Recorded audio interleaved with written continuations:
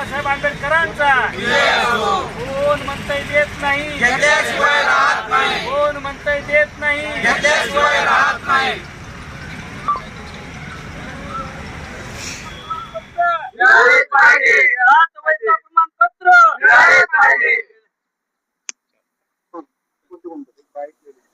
आमच्या समाजाच्या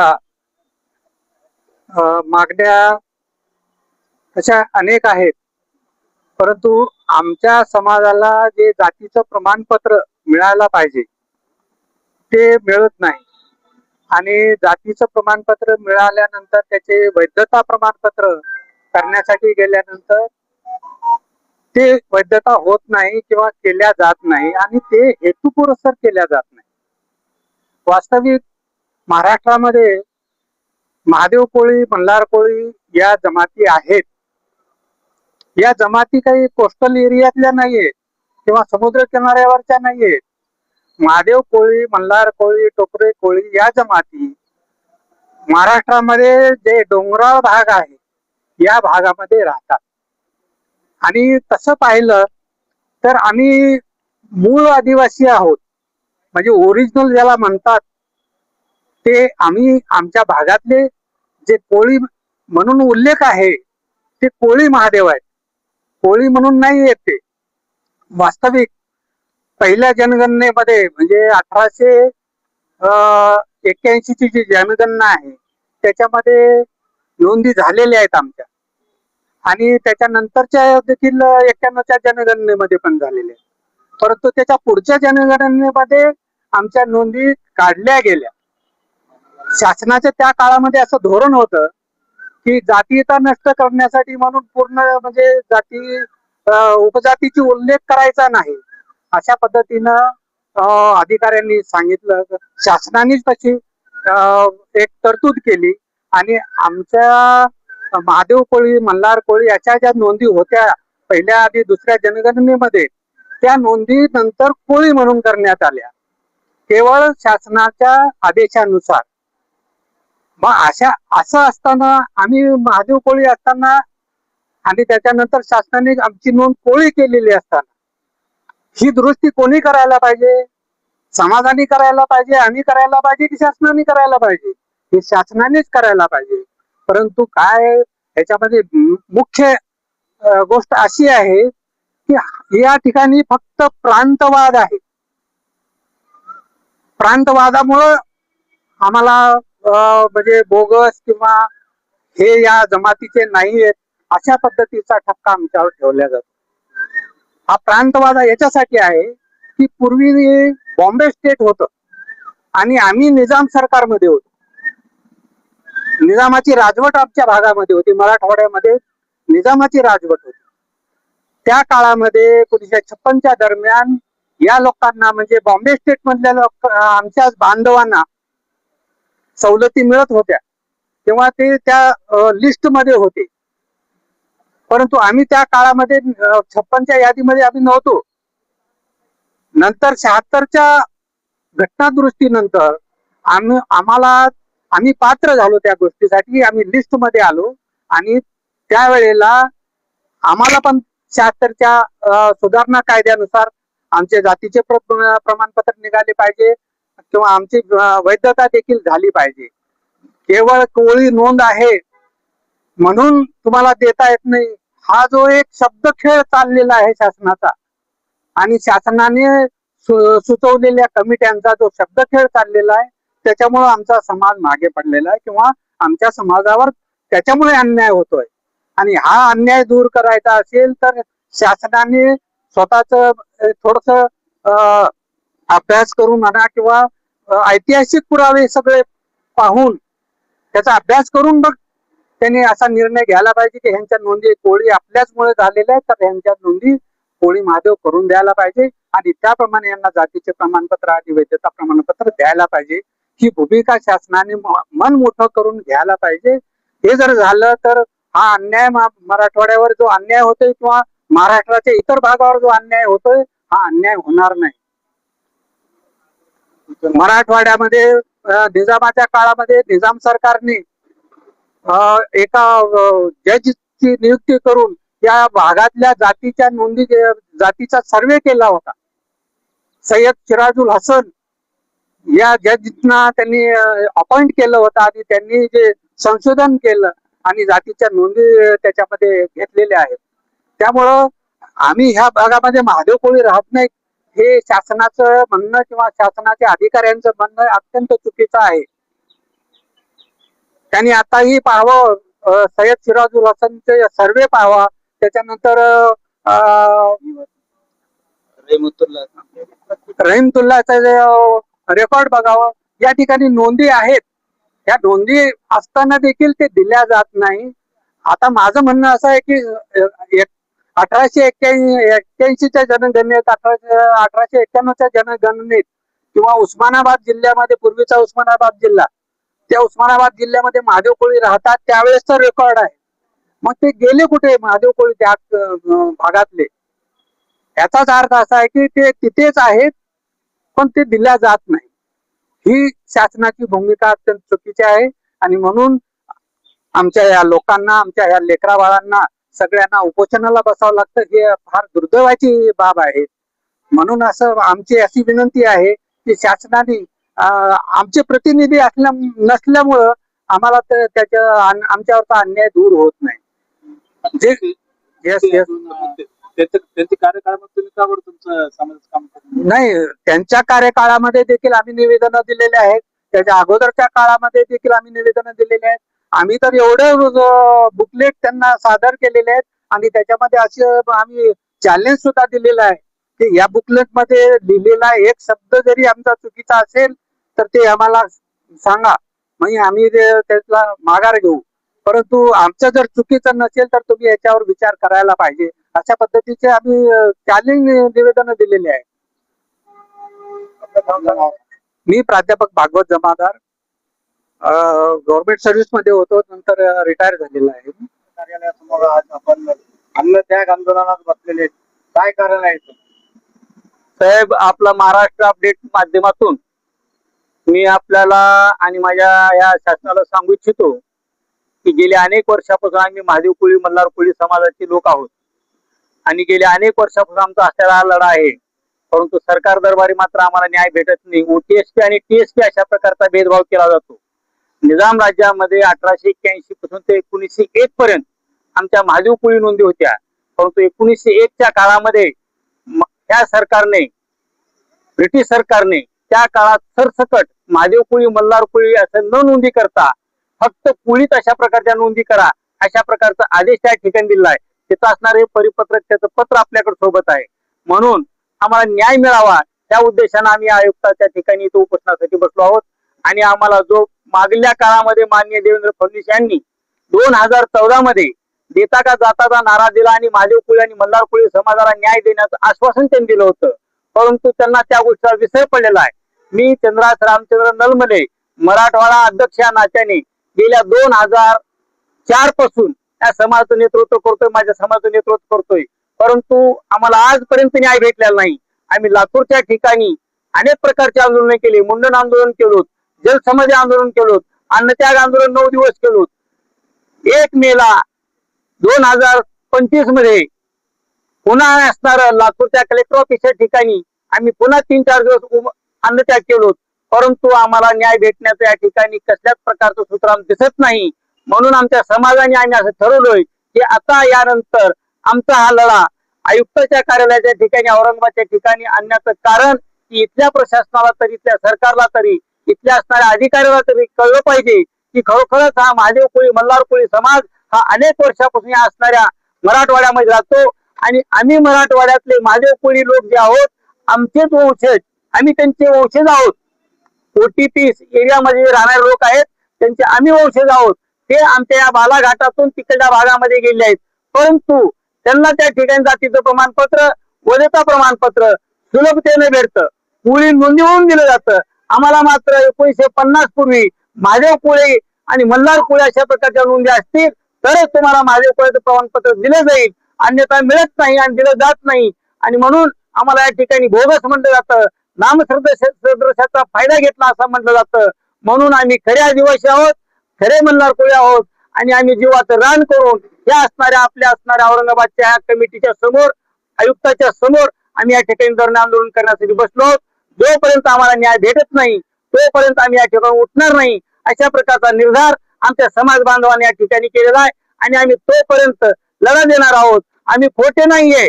जर खोटे राहिला असतो तर 25-25 लाख रुपये देऊन आम्ही जातीचं प्रमाणपत्र काढलं असतो.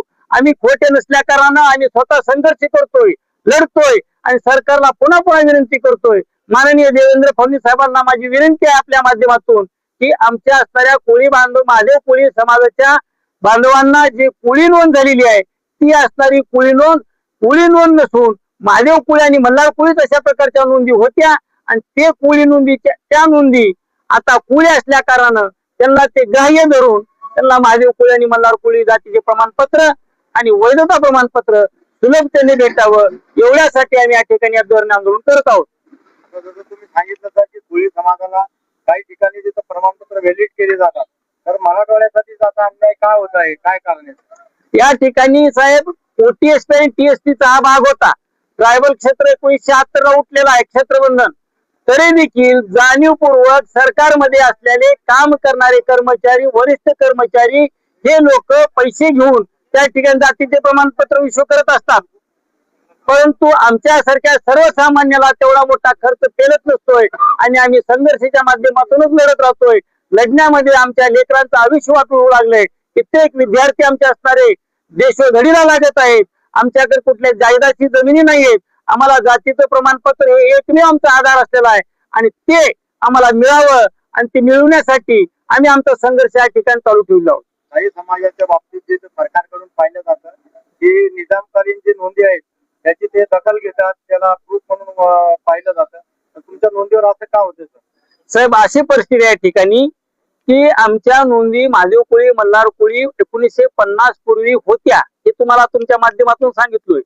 ब्रिटिश काळामध्ये जो सर्वे झाला सरसकट कोळी नोंदी करा अशा प्रकारचा आदेश निघाल्यामुळं आमच्या महादेव कोळी, मल्हार कोळी लोकांच्या नोंदी शासनानं कोळी अशा प्रकारचे केले आहेत आणि म्हणून आमच्यामध्ये आम्हाला महादेव कोळी नसून तुम्ही कोळी आहात, ओबीसी मध्ये मोडतात, तुम्ही नामसदृशाचा फायदा घेतात आणि तुम्ही बोगस कोळी आहात अशा प्रकारचा आम्हाला ठपका ठेवला जातो. आणि 1950 पूर्वीचा पुरावा महादेव कोळी किंवा मल्हार कोळी जातीचा असेल तर तुम्हाला जातीचे प्रमाणपत्र दिले जातात अशा प्रकारचं बोललं जातं. परंतु कोर्टामध्ये आम्ही हेच प्रकरण घेऊन गेल्याच्या नंतर न्यायपालिका मात्र आम्हाला, आमच्या सर्वसामान्य लोकांना कोर्टाच्या माध्यमातून जातीचे प्रमाणपत्र देत असते आणि समिती मात्र आम्हाला जातीचे प्रमाणपत्र देत नाही. डेप्युटी कलेक्टर जातीचे प्रमाणपत्र देत नाही आणि समिती आम्हाला वैधता देत नाही. समिती आम्हाला कोर्टामधून मिळत असते आणि कोर्टामध्ये जाऊन 2-2, 3-3 लाख रुपये वकिलाची फीस देऊन आमच्याने ते करणं होत नसल्या कारणानं आमचा हा समाज मागे पडत चाललाय. वरचीवर म्हणून सरकारला आमची विनंती आहे की आम्हाला असणाऱ्या या ठिकाणी 1950 पूर्वीच्या ज्या कोळी नोंदी आहेत त्या महादेव कोळी आणि मल्हार कोळीच आहेत हे ग्राह्य धरून त्यांनी आम्हाला जातीचे प्रमाणपत्र द्यावेत. ट्रायबल एरियामध्ये सुद्धा देखील मधुकर पिचर सारखे, गोविंदगाऱ्यासारख्या लोकांच्या सुद्धा देखील नोंदी कोळीच आहेत, परंतु त्यांना मात्र महादेव कोळी आणि मल्हार कोळीचं प्रमाणपत्र दिलं जातं आणि आमच्यावर मात्र अशा प्रकारचा अन्याय होत असतो. हे आणि या माध्यमातून, आपल्या माध्यमातून मी सरकारला सांगू इच्छितो. यापुढे आपल्या आंदोलनाची रूपरेषा कशी असणार आहे? साहेब यापुढे आमच्या आंदोलनाची रूपरेषा गेल्या अनेक वर्षापासून आम्ही आंदोलन करत आहोत. याच्याही पुढे जाऊन मरो या तरोचा लढा आम्ही देणार आहोत. सरकारनं एक तर आम्हाला महादेव कोळी, मल्हार कोळी प्रमाणपत्र देण्यासाठी मान्यता द्यावी, आमच्या ठिकाणीवर आम्हाला समजावून सांगावं. नाही म्हटलं तर आम्ही या ठिकाणी मरेपर्यंत आमचा असणारा लढा देणार आहोत. आम्ही आज अन्नत्याग करून बसलोय. 8-2 दिवस बैठल्याच्या नंतर आम्ही अन्न सुद्धा देखील आणि पाणी सुद्धा देखील त्याग करणार आहोत. अशा प्रकारचं आम्ही आंदोलन करण्याचा निर्णय घेतलोय.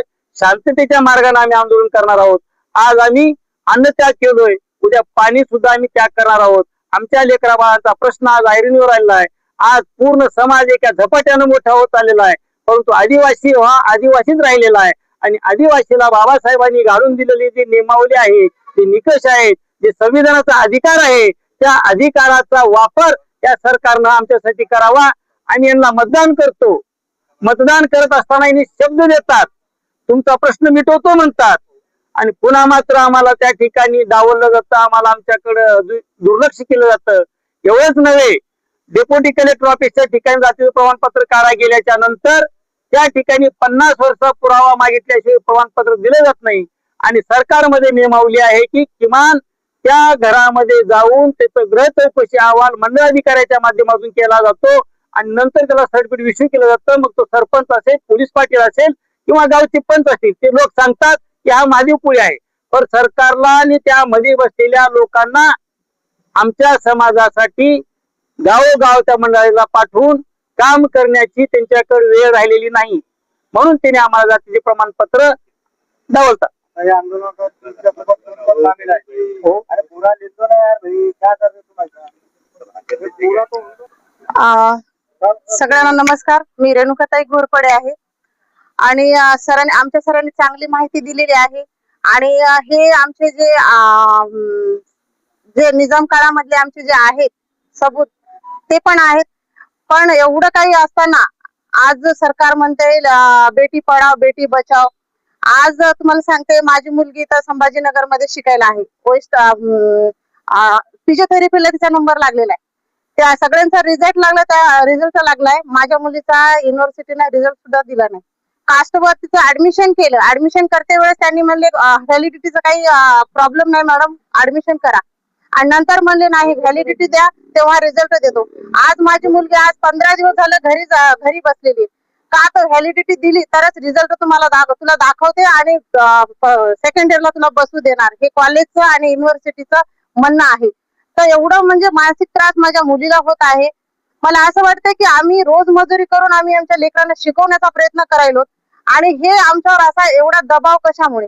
जेव्हा तुम्ही आम्हाला सांगता की एसटी कॅटेगरी मधले मुलं निवडून घ्या, ऍडमिशन करा, ऍडमिशन करून बी घेता, त्यांना 1 वर्ष शिकवता, 1 वर्ष शिकवल्याच्या नंतर एक्झामला परेशानी करता, एक्झामला बसू दिलं तर आता रिझल्ट देत नाही. तर मला सांगा आता माझ्या मुलीला काय करायचं? एक तर ती म्हणते सेकंड इयरला मॅडम मला कॉलेजमध्ये बसू देणार, फर्स्ट इयरचा काही रिझल्ट लागला नाही, व्हॅलिडिटी मागत आहे, युनिव्हर्सिटीची फीस द्या म्हणत आहे, कॉलेज वेगळंच फीस मागत आहे आणि आम्ही रोज मजूरदार, आम्ही इतक्या फीस कुठून द्यायची?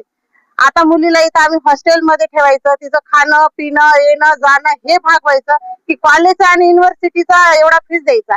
तर मला सरकारला हे म्हणण्याचं आहे की सरकार म्हणते की मुलीच्या बाबतीत कुठलंही शिक्षण रद्द करायचं नाही, तर मग आमच्या जातीसाठी आणि आमच्या समाजासाठी का असा अन्याय करतायत? आम्हाला न्याय का नाही? आज तुम्हाला जर असं वाटत असेल तर आज कोर्टामध्ये माझ्या मुलीची तारीख होती, हायकोर्टामध्ये. आज काहीच निकाल लागला नाही. आज आपण लेकरांना सांगतो की बाबा की काही गुन्हा करू नको, आपल्याला कोर्ट कचेरी करावं लागेल. पण आज मी माझ्या मुलीला घेऊन आज हायकोर्टामध्ये महिन्याला घेऊन जाते. म्हणजे आम्ही काय गुन्हा केला आणि आमच्यावर एवढा काय अन्याय होतोय? मला एवढं विचारायचंय सरकारना. आणि आज माझे जसे भाऊ बसलेले आहेत, मी सुद्धा या उपोषणाला आज बसलेले आहे. आजपासून मी उपोषणाला बसत आहे, कारण मला न्याय पाहिजे माझ्या मुलीसाठी, माझ्या लेकरा, सगळ्या माझ्या महाराष्ट्रातल्या समाजासाठी. कारण हे न्याय आमच्या लेकरासाठी जर हक्क नाही दिला तर इथून आमच्या पिढ्या खरंच शिकणार नाहीत. आणि तुम्ही म्हणता की मुली शिकवा, पण इथून कशा शिकवायच्या हे आम्हाला तुम्ही सरकारने आम्हाला सांगायला पाहिजे. कारण आम्ही गोरगरीब, आम्ही एवढे श्रीमंत नाहीये की आम्ही त्यांना एवढा लाखांनी पैसा त्यांना फीस देऊन आम्ही त्यांना शिकवू शकत. एवढा आम्ही श्रीमंत नाहीये, आम्ही गोरगरीब आहेत, रोज मजुरीदार करून खाणारे आहोत. आम्ही जे शिकवतो, आम्ही मराठी मीडियम मधून शिकवतो, त्याच्यातून आमच्या लेकराचे नंबर लागतात आणि लागले तर तुम्ही एवढ्याला फीस मागायले.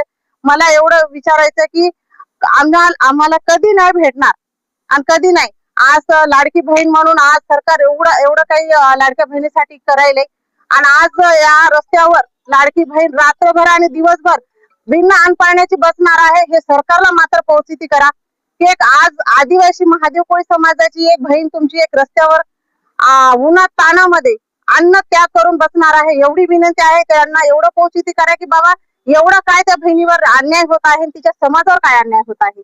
एवढं बोलते माझं बोलणं. ज्या सुविधा माझ्या बाबासाहेबांनी आम्हाला दिल्या, खरंच आम्हाला त्या का आमच्यापासून भेटत नाहीत हे विचारायचं आहे. बाबासाहेबांनी जे आम्हाला सुविधा दिलेल्या आहेत, सर्व सुविधा आहेत, फक्त म्हणायला आहेत की तुम्ही एसटी कॅटेगरी मध्ये आहात, तुम्ही आदिवासीमध्ये आहात, पण आमच्या हातामध्ये काय आहे? आमच्या हातामध्ये काहीच नाही. आम्ही जेव्हा ऍडमिशन करतो तेव्हा आम्हाला सगळ्या गोष्टी बोलल्या जातात आणि जेव्हा आम्ही लेकरं समजा काय म्हणते परीक्षेला बसते तेव्हा आम्हाला समजलं जाते की आम्हाला सरकारने कुठलंच आम्हाला काही प्राधान्य दिलेलं नाही जे आमच्या बाबासाहेबांनी आमच्यासाठी दिलेलं आहे.